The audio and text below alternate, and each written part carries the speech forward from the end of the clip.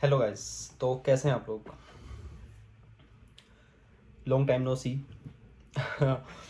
It's been almost 5 to 6 months I didn't record any video and you guys know the reason. मैं बहुत busy चल रहा था नहीं, बिज़ी हूँ। My exams are going to start from next week, final exams. और उन final exam भी हैं, एक की कुछ असाइनमेंट्स पड़ी हुई हैं, एक का फाइनल प्रोजेक्ट भी है जो मुझे भी करना है, जिसको मैंने अभी तक स्टार्ट भी नहीं किया। इस वीडियो के लिए मेरे पास सच बहुत कुछ तो नहीं है बताने के लिए, बट कुछ बातें जो है वो मैं आपके साथ शेयर करूँगा। इस कोर्स के अंदर इस सेमेस्टर के अंदर मैंने 2 कोर्सेज़ पढ़े। एक कोर्स जो था वो मेरा पीडीज़ पर था, numerical methods for partial differential equations, और जो दूसरा कोर्स था वो न्यूमेरिकल लीनियर अलजेब्रा पे था। दोनों कोर्सेज़ बेहतरीन, बहुत अच्छे, और बहुत अच्छा पढ़ाया दोनों प्रोफेसर्स ने। लेकिन मुझे जो ज़्यादा अच्छा लगा वो कोर्स था numerical methods for partial differential equations का, क्योंकि वो कोर्स मेरी रिसर्च के भी रिलेटेड है। मतलब ऐसा डायरेक्टली रिलेटेड नहीं है, लेकिन क्योंकि मेरा काम पीडीज़ पर है तो जो हमने काफ़ी कुछ, मतलब उस कोर्स में मैंने बहुत सी नई चीज़ें सीखी हैं, तो मुझे उस कोर्स को पढ़ने का बहुत मज़ा आया। तो अम, एक तो ये चीज़ थी कि मैंने जो कोर्सेज़ पढ़े, अब मैं क्योंकि बहुत बिज़ी था, मतलब मैं कोर्सेज़ में इतना टाइम नहीं लेते जितना मेरी रिसर्च मेरा टाइम लेती है, बहुत ज़्यादा टाइम लेती है। रिसर्च पर भी आते हैं। तो जैसा कि मैंने आप लोगों को पहले अपनी वीडियो में बताया था कि like I am working on discontinuous Galerkin method, जो कि एक मेथड है जिसके थ्रू हम लोग नॉन लीनियर पीडीएस के सॉल्यूशंस वगैरह निकालते हैं, न्यूमेरिकल सॉल्यूशंस। तो अब जो like when I came to the USA, so जब मेरी प्रोफेसर का जो प्लान था वो ये था कि मुझे जो प्रोजेक्ट जिस पर मुझे काम करना था वो था हिरोटा सट्सुमा कोडिवेज डिवराइस इक्वेशन, जिसको हम H S K D we equation भी बोलते हैं, या हम सिस्टम ऑफ के डी वी इक्वेशन भी बोलते हैं। तो अब उस काम को स्टार्ट करने के लिए ऑफ कोर्स मुझे पहले बेसिक्स अपनी सारी सीखनी थी कि डीजी मेथड काम किस तरह करता है। DG stands for discontinuous Galerkin method. और उस काम को सीखने के लिए मेरे प्रोफेसर ने मुझे 2 आर्टिकल्स शेयर किए थे। एक तो रिव्यू आर्टिकल था जो कि एक बहुत अच्छे मैथमेटिशियन ने लिखा हुआ था। मेरी नज़र में एक अच्छा मैथमेटिशियन वही है जिसकी बहुत अच्छी साइटेशन है। ऑफ कोर्स आपका काम लोग तभी साइट करते हैं जब आपने बहुत अच्छा काम किया हो, और या आपने कोई एक नया काम किया हो, तभी लोग आपका पेपर साइट करते हैं। तो उनके ऑलमोस्ट आई थिंक 96,000 तक कोई साइटेशंस थी, जो कि एक बहुत अच्छा रिव्यू आर्टिकल था। वो एक रिव्यू आर्टिकल मतलब मैंने किया, और फिर मेरी प्रोफेसर की जो पिछली स्टूडेंट थी, पीएचडी स्टूडेंट, उसने अपनी रिसर्च में जो काम पब्लिश किया था, वो एक आर्टिकल था जो कि मुझे पूरा रिप्रोड्यूस करना था। और उन दोनों को रिप्रोड्यूस करने के बाद, समझने के बाद, उनका कोड समझने के बाद, फिर मुझे नए प्रोजेक्ट पे मूव करना था। तो खैर जब मैंने वो कर लिया, और जब मैं फिर नए प्रोजेक्ट पे आया H S K D we वाले पर, और जब मैंने उसका मैथ्स किया, मैथ्स करने के दौरान हमें एक नई चीज़ मिली जिसकी वजह से हमने सोचा कि क्यों ना हम अब उसमें 2 ऑप्शंस थे, या तो मैं उसी प्रोजेक्ट पे काम करता रहता, या ये था कि हम जो पिछला काम मेरी एडवाइज़र की जो पिछली स्टूडेंट ने काम किया था उसको हम इम्प्रूव कर सकते थे। तो मेरी प्रोफेसर मुझे बोला कि इट्स योर चॉइस, कि अगर तुमने इसको इम्प्रूव करना है तो इम्प्रूव कर लो, अगर तुमने इसको नहीं करना, मतलब बाद में करना चाहते हो या करना भी चाहते हो या नहीं, इट्स योर चॉइस। तो मैंने सोचा कि हम पहले इम्प्रूव ही करेंगे। रीज़न रीज़न उसकी ये है कि मैंने सोचा कि एक तो फर्स्ट ऑफ ऑल वो सिर्फ के डी बी इक्वेशन पर था, और उसको समझना, उसको इम्प्लीमेंट करना थोड़ा सा मेरे लिए आसान होता, क्योंकि H S K D B is like non linear coupled equation, जो कि एक्सट्रीमली डिफ़िकल्ट है, और उसमें नंबर ऑफ़ इक्वेशंस भी जो हैं वो डबल से भी थोड़ी सी ज़्यादा हो जाती हैं। लेकिन सिंपल के डी बी में वो डबल नहीं होती हैं एटलीस्ट। तो और सेकेंडली उसका कोड, उसको like in terms of coding जो उसकी इम्प्लीमेंटेशन है वो मेरे लिए थोड़ी सी आसान होती। तो फिर मैंने सोचा कि मैं पहले इसी वाले पार्ट को इम्प्रूव करूँगा, और मैं समर से इसकी इम्प्रूवमेंट पे लगा हुआ हूँ। तो बताता हूँ कहाँ फंसते हैं, कहाँ नहीं फंसते, क्या होता है क्या नहीं होता। तो नाउ द मेन पॉइंट है इज़ कि उसको हमने इम्प्रूव किस सेंस में किया। For example if I specifically talk about one dimensional non linear PT, तो उसमें क्या होता है कि एक स्पेटियल पार्ट होता है और एक टेम्पोरल पार्ट होता है। तो जो डीजी मेथड है वो स्पेसिफिकली सिर्फ एक जो स्पेटियल पार्ट है ना पीडी का उसको डील करता है। And to deal with the temporal part हमारे पास डिफरेंट टाइम स्टेपिंग स्कीम्स हैं जो कि हम यूज़ करते हैं। टाइम स्टेपिंग स्कीम के ऊपर बाद में आते हैं, पहले हम डीजी मेथड पे बात कर लेते हैं। सो डीजी मेथड एक्चुअल में क्या करता है कि जो स्पेस होती है ना, आपका जो स्पेटियल पार्ट है, फॉर एग्जाम्पल इफ आई से कि मेरा जो सिस्टम है उसकी जो डोमेन है वो 0 to 1 है, और हम क्या करते हैं कि उस डोमेन को डिस्क्रिटाइज करते हैं। डिस्क्रिटाइज करने के बाद हर एक एलिमेंट के अंदर सोल्यूशन को अप्रोक्सीमेट करते हैं। अब इसको हम डिसकंटिन्यूस इसलिए बोलते हैं कि हर एक एलिमेंट जो है वो नेक्स्ट एलिमेंट से उसका कोई कनेक्शन नहीं होता, देयर इज़ नो कम्युनिकेशन, ठीक है। हर एक एलिमेंट को हम डिफरेंटली डील करते हैं। अब यहाँ पर पॉइंट आता है कि आपने उन जो एलिमेंट्स हैं, सारे एलिमेंट्स, उनके दरमियान आपने कम्युनिकेट कैसे करवाना है, ठीक है, क्योंकि इन्फॉर्मेशन है तो फ्लो करना है आपकी इन्फॉर्मेशन फ्लो करेगी, ठीक है। अब उनको कम्युनिकेट करवाने के लिए हमारे पास डिफरेंट ऑप्शंस होते हैं, जिनमें से एक मतलब ऑप्शंस नहीं होते, मतलब मैं बोलूँगा कि एक चीज़ है जिसको हम बोलते हैं न्यूमेरिकल ट्रेसेस और न्यूमेरिकल फ्लक्स, जिनको हम बोल सकते हैं। अब जो न्यूमेरिकल ट्रेसेस और जो न्यूमेरिकल फ्लक्स, कुछ जो भी आप नाम बोलना चाहो, इनकी जो मैथमेटिकल एक्सप्रेशन है जो आप चूज़ करोगे वो आपका एक इंटेलिजेंट गेस होता है।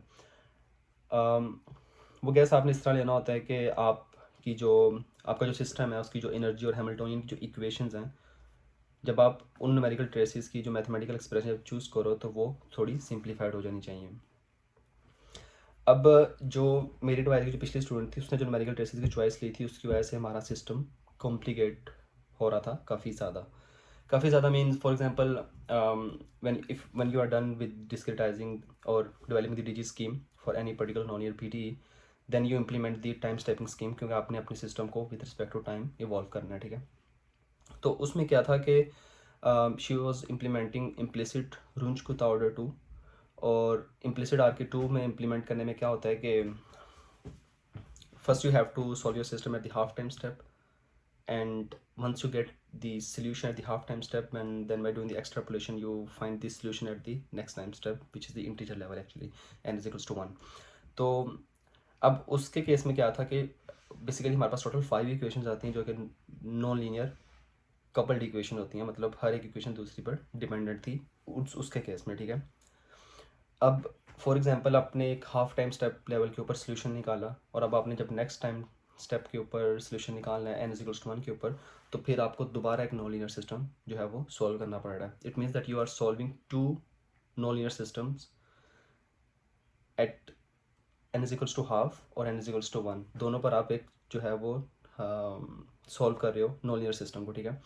लेकिन जो न्यूमेरिकल ट्रेसेस की वैल्यू मैंने चूज़ की उसमें क्या था कि हम लोग हाफ टाइम स्टेप के ऊपर तो नॉन लीनियर सिस्टम को सॉल्व कर रहे हैं, but to find the solution at the next time step हम एक्सप्लिसिटली जो 5 इक्वेशंस हैं उनको सॉल्व कर सकते हैं, और वहाँ से हम लोग सॉल्यूशंस की वैल्यूज निकाल सकते हैं, and then we want to use those solutions values to find the solution at the 1+1/2, ठीक है, 3/2, मतलब कि हाफ टाइम स्टेप के ऊपर जो है हम दोबारा उसकी उन वैल्यूज़ को चूज़ करके सोल्यूशन निकाल सकते हैं। सेकेंडली ये था कि अब अच्छा उसकी इक्वेशंस के अंदर जो है वो क्योंकि डेरिवेटिव टर्म्स अपीयर हो रही थी, और उन डेरिवेटिव टर्म्स को न्यूमेरिकली अप्रोक्सीमेट करने के लिए she was using the 3 point difference formula, और जिसकी वजह से हमारी कंप्यूटेशनल कॉस्ट भी इंक्रीज़ हो रही थी। लेकिन जो न्यूमेरिकल ट्रेसेस की वैल्यू, मतलब जो एक्सप्रेशन जो मैंने चूज़ की, उसकी वजह से क्या था कि वो डेरिवेटिव टर्म्स डिसअपियर होगी, बिल्कुल ख़त्म होगी, हमारा सिस्टम जो है वो बहुत ज़्यादा सिंप्लीफाइड हो गया। नंबर ऑफ इक्वेशन सेम रही, लेकिन उनकी जो ओवरऑल एक्सप्रेशंस थी ना वो सिंप्लीफाइड हो गई। एक चीज़ तो ये थी, दूसरी चीज़ ये थी कि उसको इम्प्रूव जब हमने किया तो हमने बोला कि भाई अब क्योंकि हमारे पास डेरिवेटिव टर्म नहीं है तो उसको, अब वो जो डेरिवेटिव टर्म अपीयर हो रही थी उसको अप्रोक्सीमेट करने के लिए हम 3 पॉइंट डिफरेंस फार्मूला उसने चूज़ किया था, लेकिन उस 3 पॉइंट डिफरेंस फार्मूला की भी अपनी लिमिटेशंस थी, उसको हम हायर टाइम स्टेपिंग स्कीम्स के लिए यूज़ नहीं कर सकते थे, मतलब उसकी जो आई थिंक जो ऑर्डर था उसका वो Δx² था, if I am not wrong.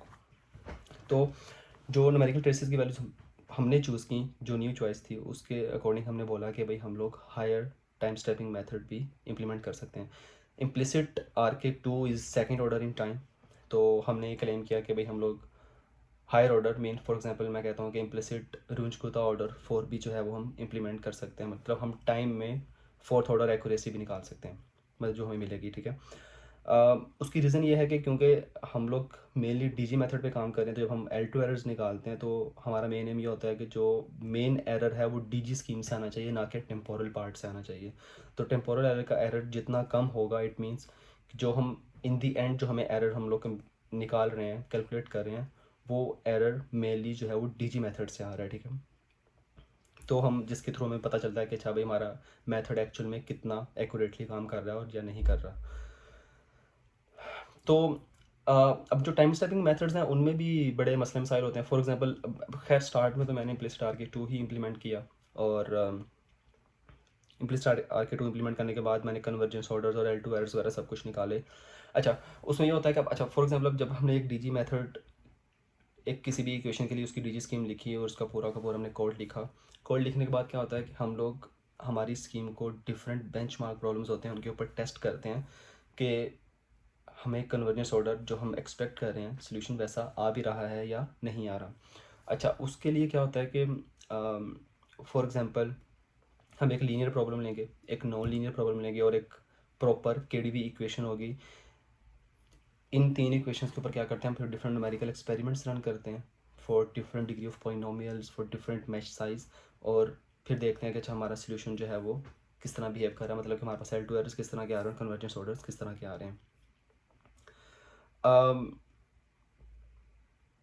तो जब मैंने इम्प्लिसिट RK2 इम्प्लीमेंट कर लिया, तो फिर मेरे प्रोफेसर ने मुझे बोला कि अब तुम इम्प्लिसिट RK4 भी इम्प्लीमेंट करो, क्योंकि हम अगर ये क्लेम कर रहे हैं कि भाई हमने इस स्कीम को इम्प्रूव किया है, तो हमें वो प्रूफ भी करना है कि भाई हाँ हमने वाकई इस सेंस में इम्प्रूव किया, ठीक है। और जब हम इम्प्लिसिट RK4 इम्प्लीमेंट करते हैं तो उसका हमें क्या फ़ायदा हो रहा है। अब इम्प्लिसिट RK4 इम्प्लीमेंट करना is like it was extremely difficult। अब इम्प्लिसिट RK4 में क्या होता है कि for example if you are choosing the two stage implicit RK4, और अगर आप फुली इम्प्लिसिट ले रहे हो, इसमें भी डिफरेंट टाइप्स हैं। मैंने इस फुली इम्प्लिसिट को ही इम्प्लीमेंट किया। उसमें क्या होता है कि अगर आप 2 स्टेज लेते हो तो उसमें आपकी जो नंबर ऑफ़ इक्वेशंस है वो डबल हो जाती हैं। अब मैं इनिशियली इम्प्लिसिट RK2 जब मैंने इम्प्लीमेंट किया था तो उसके अंदर मैं 5 इक्वेशन सॉल्व कर रहा था, लेकिन जब मैंने इम्प्लिसिट RK4 इम्प्लीमेंट किया तो मेरी नंबर ऑफ़ इक्वेशंस डबल होगी, 10 इक्वेशंस होगी, जो कि नॉन लीनियरली कपल्ड इक्वेशन थी। उनको सॉल्व करना फिर ऑफ कोर्स ज़्यादा मुश्किल है। मुश्किल मतलब मेरे लिए तो इतना नहीं था, because I am using the inbuilt function in MATLAB, जो कि एफसोल जिसको हम बोलते हैं, और but in writing in terms of coding थोड़ा सा ऑफ कोर्स मुश्किल था, और उसकी इम्प्लिसिट RK4 की जो है वो मैथ्स करना और फिर देखना कि अच्छा मैंने अब जो मेरी स्कीम है उसको मैंने इम्प्लिसिट RK4 के लिए कैसे इम्प्लीमेंट करना है, उसने मेरा बहुत ज़्यादा टाइम लिया, बहुत ज़्यादा टाइम लिया उसने मेरा। It was extremely difficult. और जब इम्प्लिसिट RK4 मैंने इम्प्लीमेंट कर लिया, I got the L2 errors and blah blah blah, convergence order निकाले उसके बाद। अच्छा, एक चीज़ और होती है कि आप, ऐसा नहीं है कि कोई भी टाइम स्टेपिंग स्कीम इम्प्लीमेंट कर लोगे। For example if you are implementing the explicit time stepping scheme, तो उसमें क्या होता है कि आप इम्प्लीमेंट तो कर सकते हो, but for in like in the case of explicit time stepping scheme आपको बहुत स्मॉल टाइम स्टेप जो है वो चूज़ करना पड़ता है टू इवॉल्व इन टाइम। लेकिन इम्प्लिसिट में ये क्या होता है कि आपके पास ये एक ऑप्शन, मतलब ऑप्शन क्या, बस उसकी प्रॉपर्टी है कि आप थोड़ा टाइम स्टेप जो है वो इन मतलब बड़ा time in bigger time steps आप जो है वो चूज़ कर सकते हो उसके उसके लिए। तो अब इम्प्लिसिट RK2 और इम्प्लिसिट RK4 जो है वो दोनों, इन दोनों की एक प्रॉपर्टी है, और प्रॉपर्टी ये है कि इनके लिए एनर्जी जो है वो हमेशा कंजर्व रहती है, एनर्जी कंजर्व रहेगी। तो इसलिए मोस्टली जो है वो मैंने जितने भी आर्टिकल्स वगैरह देखे हैं उनके अंदर नॉर्मली इम्प्लिसिट RK2 और इम्प्लिसिट RK4 ही इम्प्लीमेंट किया जाता है। तो फिर इसको खैर इम्प्लिसिट RK4 मैंने इम्प्लीमेंट किया, और उसके फिर कन्वर्जेंस ऑर्डर, L2 एरर्स, ब्ला ब्ला ब्ला, वो टेबल्स वगैरह बनाए। कुछ केसेस इस तरह के थे जिनके अंदर हमारे पास रिजल्ट्स हमारी एक्सपेक्टेशंस के अकॉर्डिंग नहीं आ रहे थे, तो फिर मेरे प्रोफेसर ने बोला कि ऐसा क्यों हो रहा है भाई, ऐसा तो नहीं होना चाहिए। मैं कहा हाँ जी, ऐसा होना तो ऐसा नहीं चाहिए बिल्कुल। लेकिन मैं ऑलमोस्ट उस पार्ट के ऊपर 3 माह जो है, 3 माह नहीं खैर, 2 से ढाई माह हो चुके हैं मुझे, मैं फंसा हुआ था कि ऐसा क्यों हो रहा है हमारे पास. Like I was trying to plot the L2 errors at each time step. For example अगर मैं फाइनल टाइम 0.1 ले रहा हूँ और मैं dt जो है मेरा टाइम स्टेप की वैल्यू स्मॉल है, तो जो टोटल नंबर ऑफ स्टेप्स जितने वो लेगा फाइनल टाइम तक पहुँचने के लिए, मैं हर टाइम स्टेप के ऊपर जो है वो L2 जो है ना एरर उसको सेव कर रहा था. ठीक है. And I was trying to check the history of the L2 error के टाइम जो है वो कैसे चेंज हो रहा है. और वो बहुत एक अजीब तरह के रिजल्ट्स आ रहे थे. तो मेरी प्रोफेसर भी परेशान थी और मैं भी परेशान था कि ऐसा तो नहीं होना चाहिए. एंड एट दैट टाइम मतलब मुझे लग रहा था कि शायद may be because KDV is like non linear equation, और इसके सॉल्यूशंस भी जो हैं वो सॉलिटोनिक सॉल्यूशंस हैं, तो may be it is highly dependent on the spatial और टेम्पोरल पोजीशंस एज वेल. तो लेकिन 2 से ढाई माह के बाद जब मैंने अपना कोड बहुत इंसानों की तरह बैठ के देखा, तो मुझे पता चला कि मैं अपनी कोड में ही एक गलती कर रहा था, जो कि एक बहुत सिली मिस्टेक थी.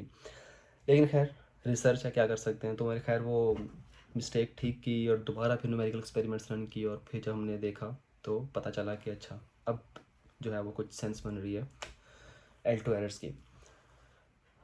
तो अभी मेरी प्रोफेसर से कल मीटिंग हुई और उसमें मैंने उनको दिखाया सारे L2 एरर्स वगैरह जो प्लॉट किए हैं, एंड शी सेड यस अभी ठीक है, मामला जो सही चल रहे हैं. तो अभी उन्होंने मुझे बोला है कि अभी तुम न्यूमेरिकल जो नया प्रोजेक्ट है HSKDB वाला, उस पर काम करना स्टार्ट करो. और उसके अंदर भी बिकॉज जब मैं न्यूमेरिकल ट्रेसिस की जो मैथमेटिकल एक्सप्रेशंस जो हैं वो हमने इस तरह चूज़ करनी होती है कि जो हमारे पास एनर्जी और हैमिल्टोनियन की एक्सप्रेशंस हैं वो सिंप्लीफाइड हो जाएं.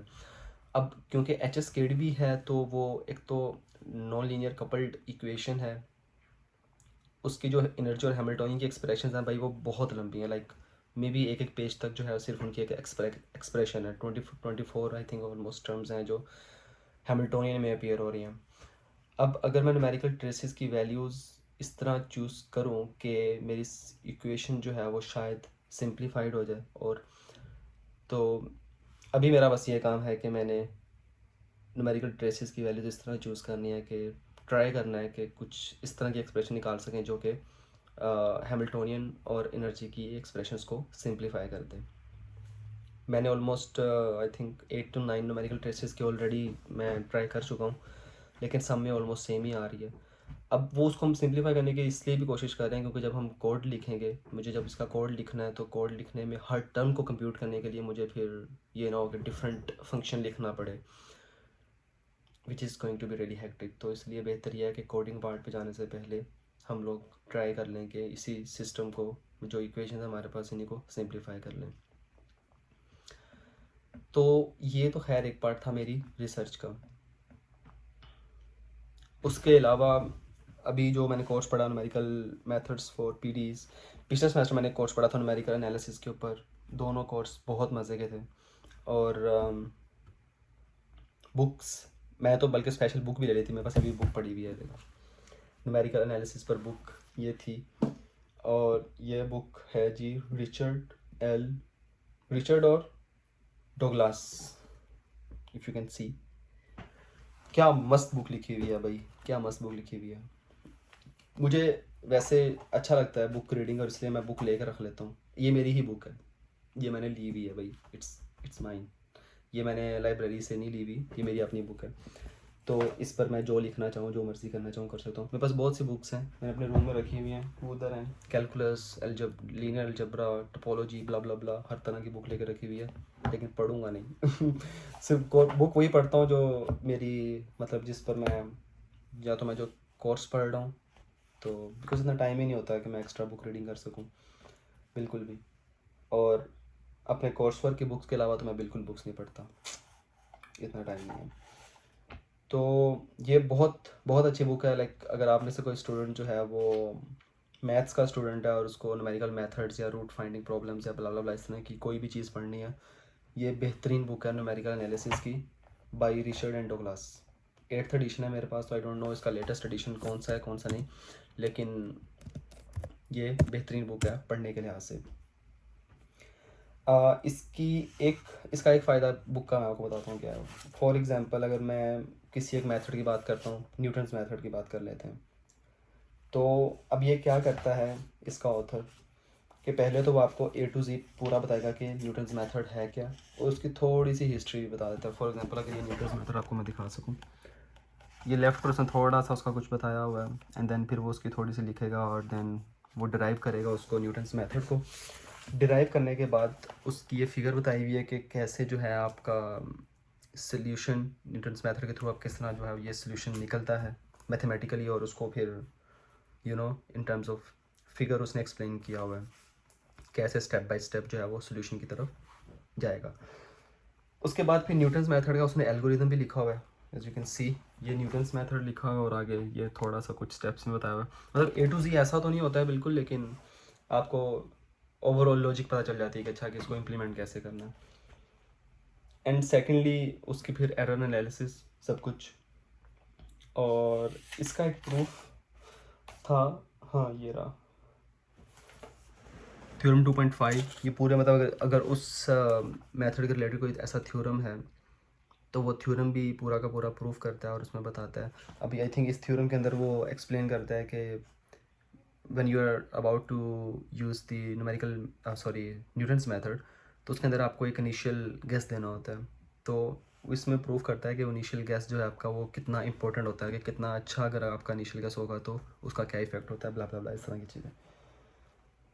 तो ये उसका सारा मैथ्स वो फिर करता है इस थ्योरम के अंदर। और बाकी इसके अंदर सेकंड मेथड फिर और बाकी टाइम स्टेपिंग स्कीम्स भी हैं। रुंज-कुत्ता मेथड हो गया, और उसके अलावा और भी बहुत सी जो हैं, बहुत सी हैं, मुझे तो नाम भी याद नहीं रहते, लेकिन क्योंकि मैं तो अपनी रिसर्च में जो है वो इम्प्लिसिट रुंज-कुत्ता ऑर्डर 2 एंड 4 ही यूज़ किया है। तो उसके अलावा मतलब मुझे बाकियों का भी आइडिया है, मुझे मैथ्स भी आता है, लेकिन मैं क्योंकि उनको इम्प्लीमेंट नहीं किया बिल्कुल भी, तो इसलिए उनसे मेरा ऐसा इतना कोई ताल्लुक़ नहीं है। तो अब तक के लिए इतना ही। मुझे नहीं पता कि नेक्स्ट वीडियो कब बनेगी। कुछ स्टूडेंट्स जो हैं मुझे वो टेक्स्ट करते हैं इंस्टाग्राम के ऊपर पूछने के लिए। मैं ट्राई तो करता हूँ बहुत ज़्यादा कि उनकी जितनी हेल्प कर सकूँ मैं करता भी हूँ, और करता रहूँगा इंशाल्लाह। अभी रिसेंटली एक भाई थे, उन्होंने मुझे, I think he is from KPK, उन्होंने मुझे मैसेज किया था, पूछ रहे थे चीज़ें वगैरह।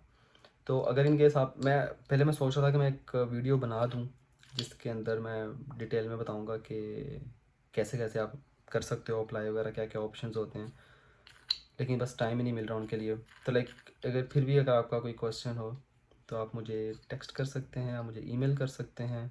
मैंने अपना इंस्टाग्राम दिया हुआ, मुझे इंस्टाग्राम पे टेक्स्ट कर सकते हैं। I will try my best कि मैं आपको रिप्लाई करूँ, और मुझे भी बहुत खुशी होगी अगर आप ट्राई करेंगे पाकिस्तान से निकलने की। Alright guys, see you, bye.